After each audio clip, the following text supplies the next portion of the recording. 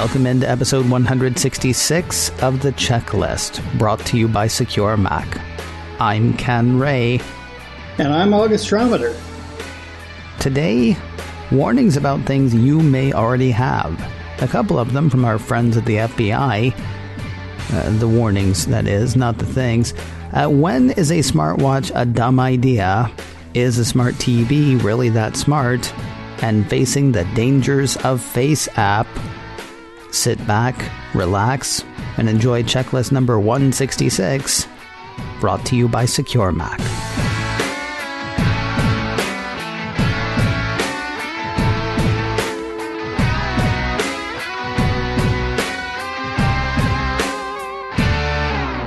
Well, we're less than a minute into the show, and I already have to start with an apology. I said at the very top of the show that this segment would address the question, when is a smartwatch a dumb idea?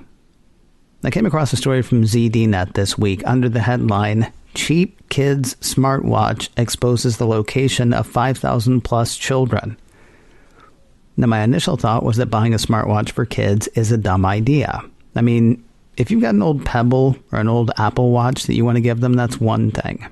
But buying one for a kid seems silly. Then I remembered I don't have a kid. The watch in question here is the M2 smartwatch made by the Chinese company SMA. Tough screen, bright colored bands, and honestly a number of apps that you might want your child to have, or at the very least have access to.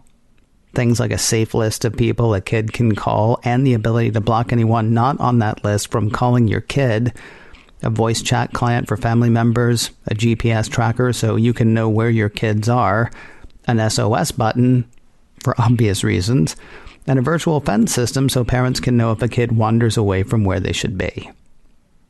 There's seriously all kinds of stuff there that I might want my imaginary child or children to have, and what a bargain, $50 or less, that is a bargain for me. Still, I'm going to go back to the question I asked initially. When is a smartwatch a dumb idea? Mr. Trometer, would you tell me, please? Sure. I've got 4 answers for you. One is when it's $50 or less. Mm-hmm. and you know, in seriousness, though, you know, when you don't know anything about the company behind the device, when that company doesn't know anything about security, when you're bargain hunting for a way to keep track of your kids, those are all dumb ideas for a kid to have a smartwatch. The Internet of Things testing division of AV Test published a report about this watch last week, outlining so many flaws in the company's security. Yeah, and we're going to go over a few of those now. According to the ZDNet article, AV Test says anyone can query the smartwatch's backend via a publicly accessible web API. This is the same backend where the mobile app also connects to retrieve the data it shows on parents' phones. Now, the first part sounds bad, but to be honest, I don't know that I understand it. When we say anyone can query the smartwatch's backend via a publicly accessible web API, what does that mean? Well, API stands for Application Programming Interface, and it's basically a way to access data. In this case, it's a way to access data over the internet, and based on the news article, it's not protected in any way. So anyone at any time can access this data, including the location of anyone using one of these watches. That's not something I'd be comfortable exposing a child or anyone else to. Now, here's the thing. When I'm talking to somebody like you who knows what they're doing, I mean, when you say anybody can do this, I can't, pick up my phone and do this. I mean, there's got to be a little bit more than, I'm just going to type in a website and get this information, am I? I mean, there has to be a little bit more than that. Yes. There are some tools that you would need in order to figure all of this out. But it's not something that you don't have to be a super genius to be able to do it. Okay. Yeah, you see, I'm not trying to make anybody feel better about this, but it's just anytime somebody like you or, the Nikolai from Secure Mac say, this is something anybody can do, I'm like, well, hold my beer and then give it back to me because I can't. AV Test, by the way, also says that there's an authentication token in place that's supposedly there to prevent unauthorized access, but attackers can supply any token they like, as the server never verifies its validity. And again, it's kind of the question I just asked you a minute ago. I understand the word token, but, what are these tokens? How are they generated? And then how can just any token do? Well, many online APIs require an API key or token, which is sort of like a password. While there are a lot more secure methods, this is pretty common. And anyone who wants access to the API has to use this key or token to get the data that they want. In general, the tokens are generated by the host company. In this case, it would be the watch company. And they're usually pretty long and complex. 16, 32 characters long, lots of randomness. And anyone who tries to access the data will be rejected if they don't have the proper token. The problem here is that it seems there's no verification going on, which is insane. So I could try and access the API using the token Bob, and it will still give me all the data I want, even though I shouldn't have access. Continuing with the ZDNet piece, an attacker can connect to this API, cycle through all the user IDs, and collect data on all kids and their parents. AV Test says that using this technique, their team was able to identify more than 5,000 M2 smartwatch wearers and more than 10,000 parent accounts. Most of the kids were located throughout Europe in countries such as the Netherlands, Poland, Turkey, Germany, Spain, and Belgium, Belgium. But the AV Test CEO says that they've also found active smartwatches in China, Hong Kong, and Mexico. The data exposed via this web API included the child's current geographical location, device type, and SIM card IMEI. Now, to me, the scariest part of all of that is giving the bad guys access to the child's current whereabouts, especially when you find out how easy these vulnerabilities are to take on the go. According to ZDNet, the mobile app installed on parents' phones is very insecure. An attacker can install it on their own device, change a user ID in the app's main configuration file, and have their smartphone paired with the child's smartwatch without ever having to enter a parent account email address or password.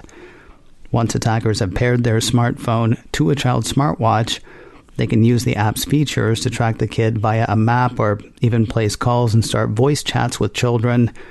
Even worse, the attacker can change the mobile account's password and lock the parent out from the app while they give the kid wrong instructions. Okay, obviously I have screwed up by buying this thing for my imaginary child. The good news is it doesn't sound like I actually could have done that. Again, not because I'm not buying things for my imaginary children, but it doesn't sound like this thing was available in the States. While most of our listeners are listening in the States, this still felt to me like a good chance to hammer a few tips when buying Internet of things, especially IoT things for kids. Well, I said earlier that another time a smartwatch is a dumb idea is when you're bargain hunting for a way to keep track of your kids. Looking for a good deal on an Apple Watch or a device you trust is one thing, but putting on the least expensive web-connected tracking device on your child that you can find, that just really screams dumb idea. If you're looking to get your kid a smartwatch, my first question is why? Is it just to monitor their location? Is there functionality you think your child will use? Be honest with yourself. If it's to spy on your child, then someone else will probably be able to spy on them too. That said, if it's for legitimate reasons, such as health tracking or just because your child wants one, find out what they want. There's nothing worse than wanting, say, an Apple Watch, but getting a cheaper Fitbit instead. If you're surprising them, stick to known brands, Apple, Samsung, Fitbit. But honestly, ask yourself if your child needs another screen. Maybe a nice non-digital watch would be the way to go. It certainly wouldn't be trackable by bad guys, And if you're doing this for fitness, there are watches out there that require the user to keep moving to keep it going. No batteries required.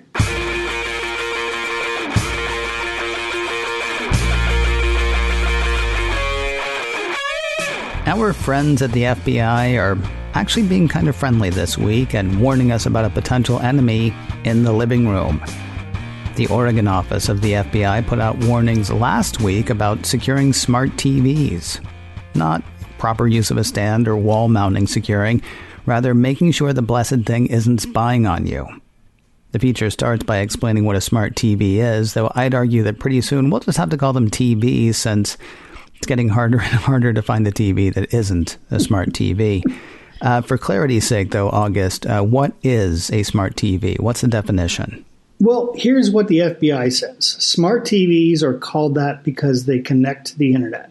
They allow you to use popular streaming devices and apps. Many also have microphones for those of us who are too lazy to actually pick up a remote. Just shout at your set that you want to change the channel or turn up the volume and you're good to go. Yeah, is it just me or is the FBI sounding a bit judgy? Definitely a bit judgy, but in this case, they're actually trying to scare you for good reason. Basically, you're putting a 50-some-inch piece of hardware in your living room where you spend a lot of your time. And that hardware has apps, it's connected to the internet, and who knows what else it does. Being wary of a device like that is always a good idea.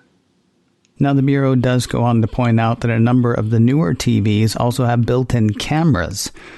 In some cases, the cameras are used for facial recognition, so the TV knows who is watching and can suggest programming appropriately. Dude, I kind of want one of those.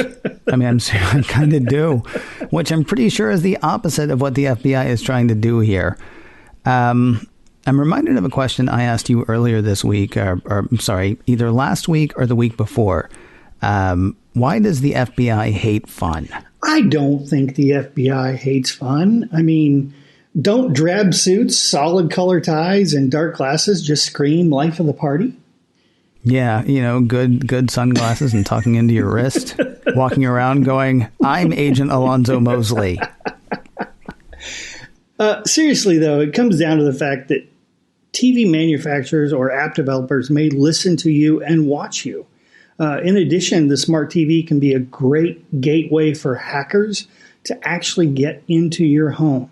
Maybe a hacker can't access your computer, but your TV has a lot fewer protections. And if they can get to your router, they can get to your TV. Once they have control of the TV, they can do lots of things. Some are innocent, like changing the channel unexpectedly or playing with the volume. Some are worse, like showing your kids inappropriate content. Some are nasty, like spying on you in your bedroom. And some are really nasty, like keeping track of whether or not you're home and knowing when to rob you. Now, you could kill your television, as Ned's Atomic Dustbin sang, but then there'd be no TV party tonight, as Black Flag sang. August, what can we do instead? Move to Utah and get off the grid. No. The FBI guys have a few suggestions. Make sure you know the exact capabilities of your TV and how to manage those features. Read the manual. Go through all the menus. Do an internet search for that TV's model number. Double check anything that uses the word microphone, camera, or privacy. Make sure you change the security settings to something you're comfortable with, not just what the defaults are. Change the password if you can. Learn how to turn off the camera and microphone. If you can't turn them off, do you want that TV in your home?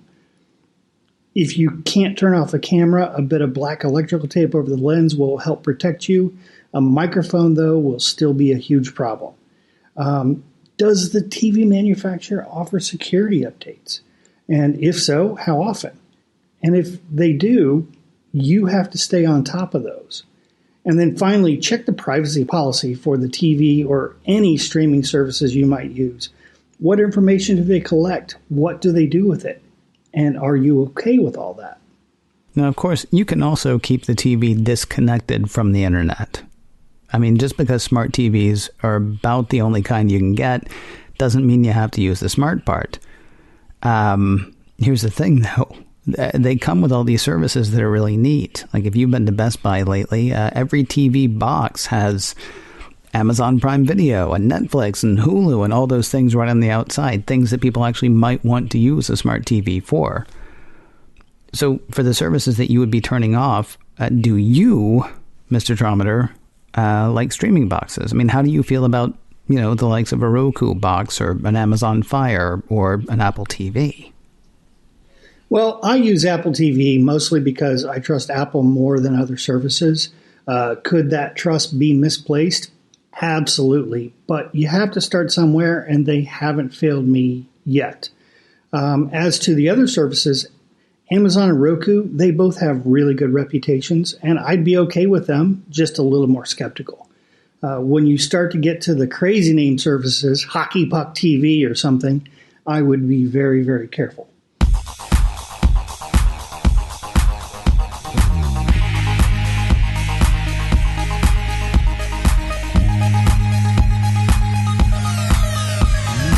The FBI gets in your face. I'll tell you why in a moment, but first a word about MacScan 3 from Secure Mac.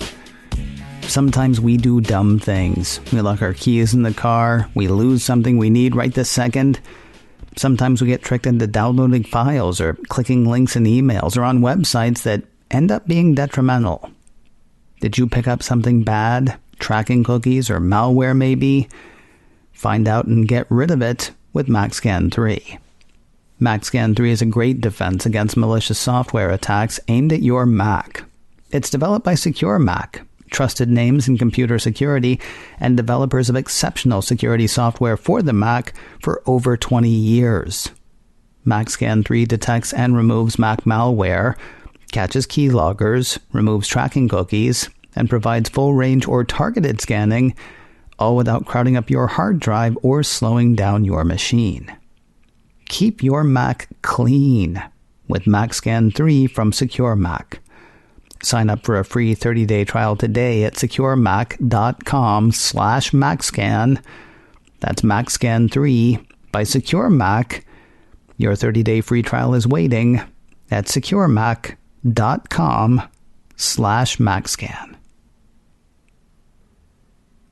Boy, crazes can be crazy, can't they? And dangerous to our national security. Business Insider has our friends at the FBI saying that FaceApp, the app that was all the rage last summer for messing with your face, that app is a significant counterintelligence threat because of its ties to Russia, according to the FBI. You know what the kids loved about this app, August? They loved that it made them look old. You know what I hate about this app, August? That it made you look like you? Yeah, and I hate the kids, too, for thinking, oh, this will be funny. I'll look 40. You know what? Yeah, here's something I didn't know. Business Insider says the app actually debuted in 2017, but it blew up this past summer as social media influencers flooded feeds with selfies that use the app's filters to alter their age or gender. For a short time, it was even the most popular free app in both the App Store and the Google Play Store, according to the report. Here's the problem, though. The FBI hates fun. We established this last segment. That is the problem, isn't it, August? I thought the F in FBI stood for fun. The Fun Bureau of Investigation. Yeah. Well, the problem is, since FaceApp is a Russian-developed app, it's a good instinct to be skeptical about it. The problem with FaceApp is that its data policies allowed it to hold onto your photos for an indefinite period of time, and who knows what they were doing with those photos during that time. And since your photo could potentially be used to develop biometric data about you, the fear is that this data is being accessed by the Russian government. When the app went viral in July, Senate Minority Leader Chuck Schumer wrote the FBI and FTC to express his concern with the app and its ties to Russia. The Democratic National Committee also issued warnings to 2020 candidates and told them not to use the app. basically, because of all the craziness in our election system and what evidence we've seen of tampering in the 2016 election, in addition to, well, it's Russia, that all snowballed against FaceApp. So Chuck Schumer wrote to the FBI in July expressing his concerns, and the Bureau got right back to him last week. Speedy. That was last week in November for people listening later. So it only took them 5 months. According to the report, the FBI responded to Senator Schumer's letter on the 25th of November to say that it considers any mobile application or similar product developed in Russia, such as FaceApp, to be a significant counterintelligence threat. Do we know specifically what the concern is here? Well, let me say this up front. I'm quite sure there are a ton of super talented developers in Russia and other countries that are just trying to make a living playing by the rules. Unfortunately, we don't know who is who in that game. And Russia isn't helping. They recently implemented an internet sovereignty law that requires Russian ISPs to install hardware so the government can locate and block sources of web traffic. Basically, the Russian government can listen in, block, or hunt down sources of traffic. So even if you have an app that was developed by a regular person trying to make a living, the Russian government can still spy on you. So FaceApp could be completely innocent, but the Russian government might not be. Now, here's what I found myself wondering when I was reading this story. Do we trust the App Store too much? I'll be honest, if it's in the App Store, I don't worry about it. Of course, I also don't download a lot of teeny bopper apps, but even if I was inclined to, I'd feel pretty safe doing so if it was in Apple's App Store. And that's kind of starting to sound like a mistake. Well, I think we're wading into the we didn't see that coming pool. The App Store review process really helps weed out troublesome apps. But if the source of the problem isn't the app, but the government of the country in which the company has servers, there's not much Apple can do.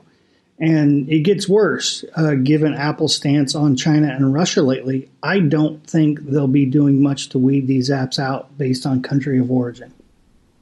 Okay, so now you're in charge of the App Store. How do you fix it? I mean, if you were paying attention, you might have been able to find out that the Face app was developed in Russia, then decide whether you want to trust it. TikTok is developed in China. And I got to figure that 12 to 17-year-olds, for the most part, don't really care. So I guess what I'm wondering is, should Apple make countries of origin clearer? Should lawmakers ban apps from countries deemed troublesome or hostile by intelligence services? I mean, I'm giving you more power than I had planned to, but, given such power, how would you fix this and what would you do? I think it's absolutely imperative that at a minimum, Apple shows the country of origin. And if it's a country that has been proven to be problematic, it's highlighted even more. Something clickable, which brings up a page outlining all of the dangers of downloading an app from that country. Not opinion, not judgment, just facts. I do not think our lawmakers should be able to ban apps, though. We have a long history of First Amendment rights, and, letting them do that takes those rights away. In addition, it kind of sends us down the path that those other countries have already tread, and it's a very, very scary slope. It is worth noting, by the way, FaceApp told TechCrunch back in July that it didn't transfer any data to Russia, where its R&D team is based. Of course, that was several months ago. As for comment last week, FaceApp doesn't seem to have responded. Fun, right? It's the fun Bureau of I things, August. Hey, if you're looking for more security news and how-tos, the place to look is securemac.com/checklist. There you'll find notes for this show, for the last show, for all the shows we've done, all in one place. And you can listen to every one of them right there. securemac.com/checklist. If you have a question you'd like to ask or a topic you would like to hear us hit, our email address is checklist@securemac.com. The address again is checklist@securemac.com. And if you can't remember that, please do remember this. You're listening to The Checklist, brought to you by Secure Mac. And we'll talk to you next week.